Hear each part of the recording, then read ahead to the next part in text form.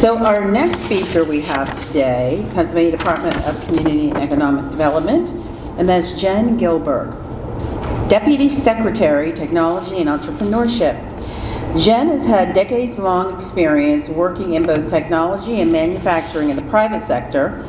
She has been on the forefront of such high-growth technologies such as data security and the word that we hear a lot these days, artificial intelligence, and has worked in advanced technologies for the automotive, medical, and robotics industries. Most recently, Jen served as Vice President of Business Development for a developer of AI-driven technology for use on autonomous vehicles and robotics.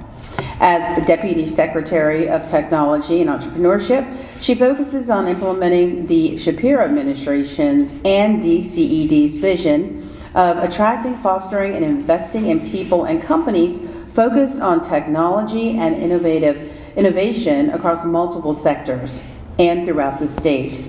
She has a BS from Syracuse University and a master's in management from Villanova.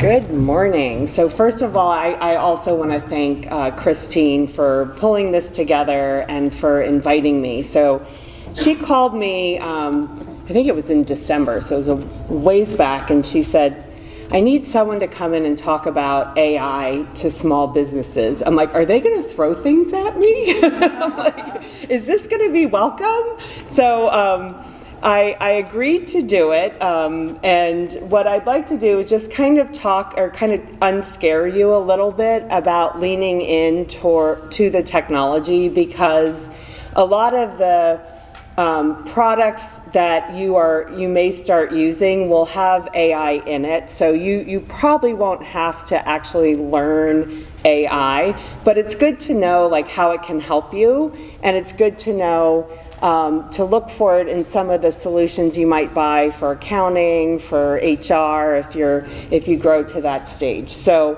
off we go. All right, what is AI? Who thinks they know? I won't ask you to define it, but who is very confused by AI? Okay, you can't be both. All right, who is comfortable, but who's using AI today? All right.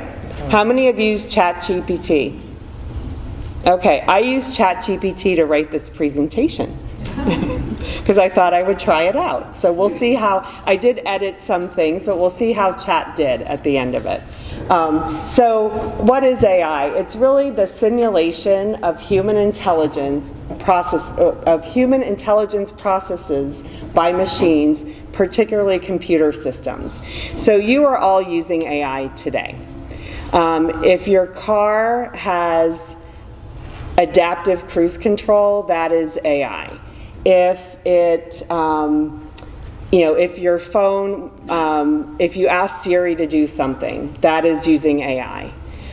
So there's a lot of AI that's in our world already that is being used, and so, we're going to try to demystify it. So AI has the ability to learn, reason, and self-correct, making it a valuable tool for various industries. Data is the foundation element of AI. So how self-driving cars are learning to self-drive is back in 2009, Google started putting cameras on cars, and I used to live in Mountain View, California, where Google is headquartered, so I saw these back in 2009. They had a real driver, but they would drive around and they would collect data on how that real driver interacted with other cars, what they did at stop signs, what they did at stoplights, how they merged, how they turned left, how they turned right, and it collected massive amounts of data, and then you train the model to know how to react when they experience something that the data had already experienced. And then the driver will then they would self-drive, and they'd still have a safety driver. And if they did something wrong, the safety driver would correct, and it would log, and then it would learn again how to do that. So data is foundational. When we look at HR, for example, LinkedIn uses AI. So they look at open recs, like open job postings. They look at who applies for it. They look at who gets asked for interviews, who gets hired, and then they kind of learn how to refine how to do the posting, how to feed it to certain people. The AI engine was very broken for a while at LinkedIn. So I was a vice president level, and they would send me job postings for lower positions because what? I was a woman. And of course women are going to take lower level positions. And they actually got caught, and they found that they did an analysis, and they found that they would give men at director level VP positions and higher. That's what they would show them for open job recs. And women, they would show their level or lower. So then LinkedIn had to reassess and readjust their algorithm. So there is a danger of training these algorithms incorrectly. And so that's one thing that the industry is aware of. Whether they're acting on it as well, you know, not sure we're there yet. But so data is foundational, and so when you hear about data and AI, that's kind of what's used to actually train it. So why is AI important for small businesses? The big businesses are using it. So that's like one factor that should make you pay attention, is that for marketing, for hiring, you know, a lot of large businesses are already using AI. And so to be competitive, you want to kind of lean in and figure out how you can maximize your use of AI or make it efficient for you in your business. It's also, you know, it creates efficiencies and innovations that are needed to compete in today's market. And it offers, again, you know, solutions that were once exclusive to large businesses are now available to you. So, you know, hiring, HR, finance, those types of things that are powered by AI can help you get further ahead. So some examples of products that you could use to help your business. So if you grow enough to have a website, you could have, as a customer service enhancement, chatbots on your site that are run by the generative AI. So someone could ask a question, the chatbot automatically responds. That makes you open for business 24/7. You don't have to have a live person. You can always escalate to a live person.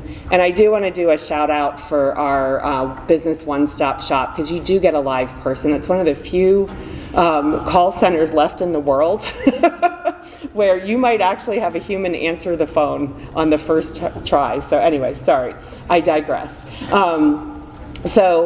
Another utilization of AI is if you grow, you need to give that customer before they start blasting negative reviews all over the place. So customer sentiment is something that AI is actually getting pretty good at. Marketing and sales. I use AI to write postings on LinkedIn. They have a button that if you write a posting on LinkedIn, you can say rewrite using AI. And sometimes I write better, sometimes they write better, and I'll accept that. So if you want to send out a newsletter, you could tell the chatbot what the topic is, and then they would write it out. And I always encourage editing, because there are certain linguistic things that the chatbots do that scream, I'm a chatbot who wrote this. So you definitely want to go through and put your personal touch on it, but I always find editing a document takes half the time as writing one. So again, that's sort of an easy way to get your foot in the door, is open an account with ChatGPT and play around with it. Like, you know, ask it questions. So it's not like Google where you say, you know, type in a word, but you could say, I want to write a a article on one of my customers who, did this with my product, or, the rainforest. I want to highlight the importance of these animals. I'm forgetting the names of the animals, but they're so cute in the rainforest. I want to write an article about, my jewelry business, and it'll write it for you, and then you just edit it. And if it can't write it for you, it'll say, I don't have enough information to write that. And then you can kind of figure out how you do the prompts so that you get the most outcome. So, writing copy for signage, for advertisement, personalizing marketing campaigns, those are all things that you can use using ChatGPT, and it's super easy to do to get your foot in the door and get comfortable with it. Operational efficiency, like data entry, invoicing, inventory management, there's solutions that allow AI to kind of automate those. Analytics to look at, if you order a lot of supplies, you can see, do inventory management to make sure you're not over ordering or under ordering. Scheduling is a big problem for a lot of small businesses that do services. There are solutions that use AI to help you better schedule. And then, of course, financial management. There are ones that allow you to run programs looking at your finances, streamline bookkeeping processes, and use predictive analytics to actually figure out cash flow, when you need to pay bills, that kind of thing. So these are silly case studies that ChatGPT came up with, so they're a little general, but so, local retail store, used AI recommendation engine, so that's another cool use. So if you do have a retail store, having AI recommend products for your customers that are adjacent to the products they're buying. An online, boutique, improve customer satisfaction by deploying chatbots.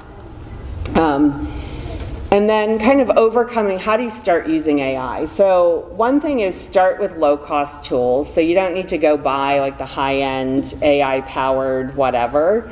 But if you're looking at a bookkeeping service solution, or you're looking at a CRM platform to do advertisement and work with your customers, if you're looking at a scheduling platform for your shop, see if there are ones that do have AI with it, and start with that. And you don't have to overspend here, like kind of put your toe in the water. But I really do encourage people to start trying to embrace it, because again, we don't want big businesses taking over the world. We want small businesses competitive. And we do want, and how you stay competitive is you use the same tools they do, and you just add that customer service and the localization to it. Invest in employee training and consider outsourcing. So, encourage your employees to lean into AI as well. And then address data privacy issues. So always make sure the solutions you're using have the right security. So some future trends, natural language processing to enhance customer interactions, that's your chatbots.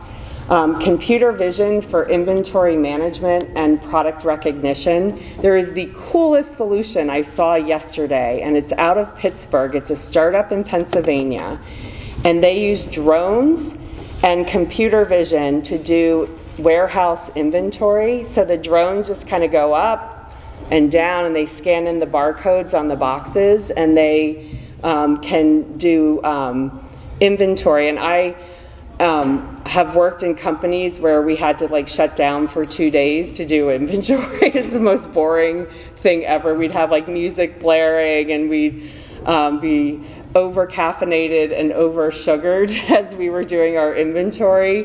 When I lived in Boston, when I first moved to Boston after college, we did inventory at Filene's. My cousin and I did a temp job overnight at Filene's after their big sale.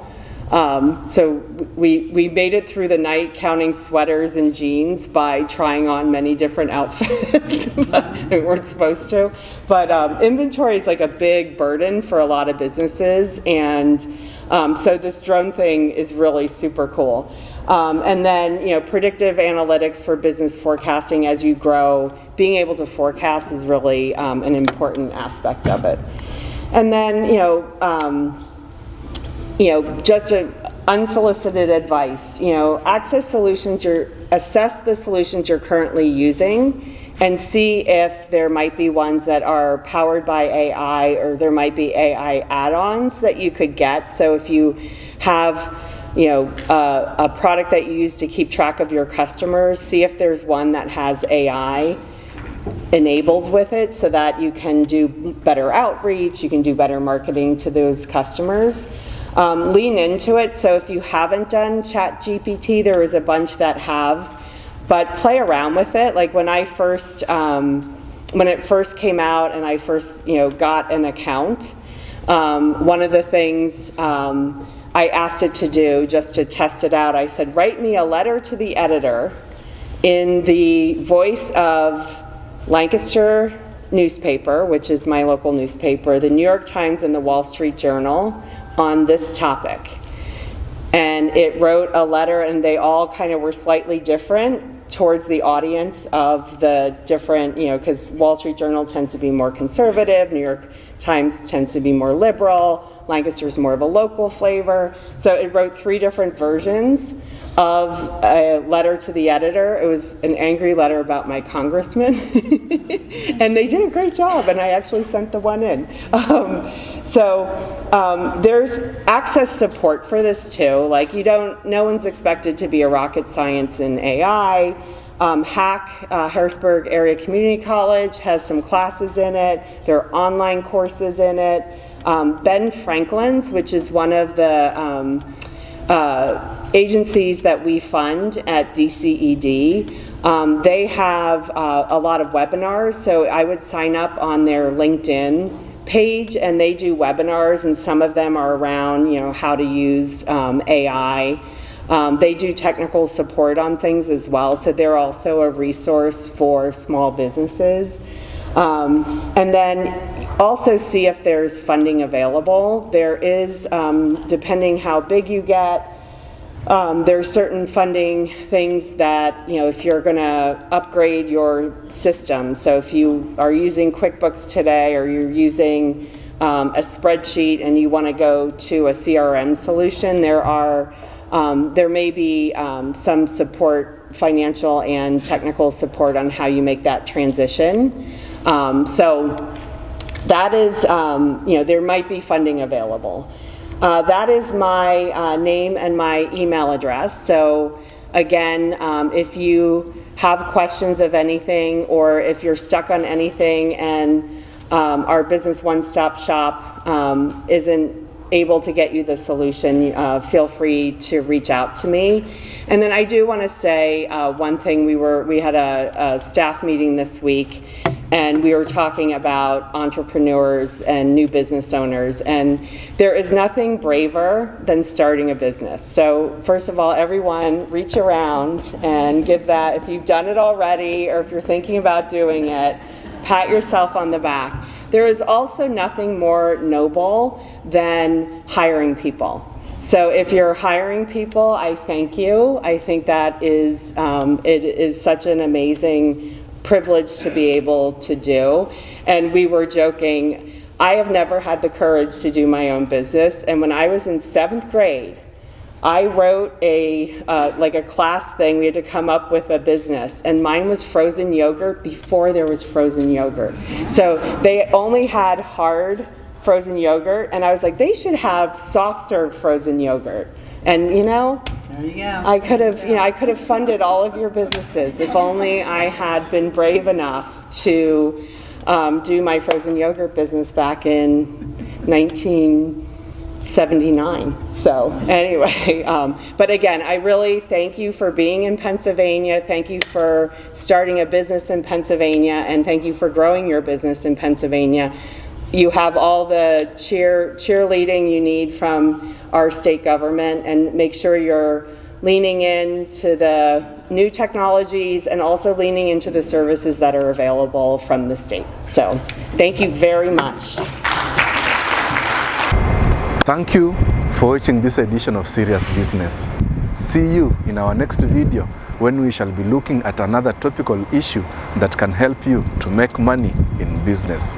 My name is Bonventure, and this is Moving Pictures Kenya, connecting people, inspiring Africa.